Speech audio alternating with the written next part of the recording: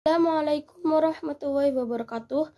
Perkenalkan, nama saya Diana Aulidah dengan NIM E2019-2144. Saya dari kelas Ekonomi Syariah 4, Prodi Ekonomi Syariah, Fakultas Ekonomi dan Bisnis Islam. Baik, di sini saya akan menjelaskan sedikit dari sejarah kehadiran ekonomi industri. Ini merupakan tugas yang diberi oleh dosen saya, yaitu Ibu Nikmatul Masruroh selaku mata kuliah ekonomi industri. Saya mendapatkan referensi modul 1 yang berjudul tentang konsep dasar ekonomi industri yang dibuat oleh Profesor Lincoln Arshad PhD. Terlebih dahulu saya akan menjelaskan ekonomi industri itu sendiri.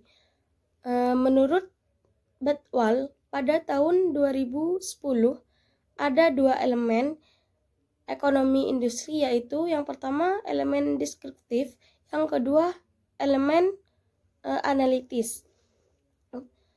Selanjutnya, Bethwal menyatakan bahwa 2 elemen ini saling berkaitan dalam hal pengambilan keputusan yang tepat dalam organisasi bisnis atau usaha tidak akan tepat tanpa informasi yang mencukupi. Langsung saja saya menjelaskan sejarah dan pembentukan elemen-elemen ekonomi industri. Tahun 2010, Bethwal menyatakan bahwa awal mula dari perumusan elemen-elemen ekonomi industri saling sulit diketahui. Meskipun demikian, mengacu pada Humphrey pada tahun 1940 dan Shepherd pada tahun 1979. Bethwal pada tahun 2010 menyatakan bahwa sejumlah bahasan terkait praktik monopoli dan beberapa elemen lain dari ekonomi industri sudah ada sejak tahun 2100 sebelum Masehi.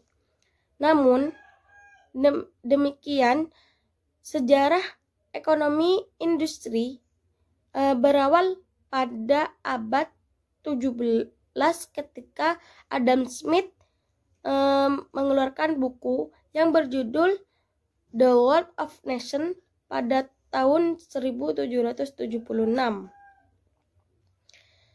Teori perusahaan yang dikemukakan oleh Adam Smith dianggap sebagai awal mula lahirnya ekonomi industri kontemporer atau biasa disebut dengan the mother of the contemporary industrial economy. Bethwal pada tahun 2004.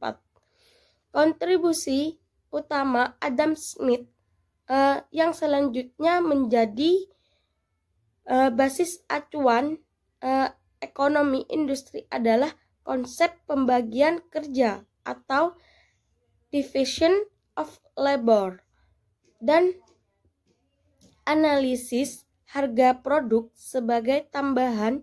Dalam analisis harga produk, Adam Smith memperkenalkan konsep harga pasar atau market price yang ditentukan oleh pasar dan konsep harga alamiah atau natural price yang ditentukan berdasarkan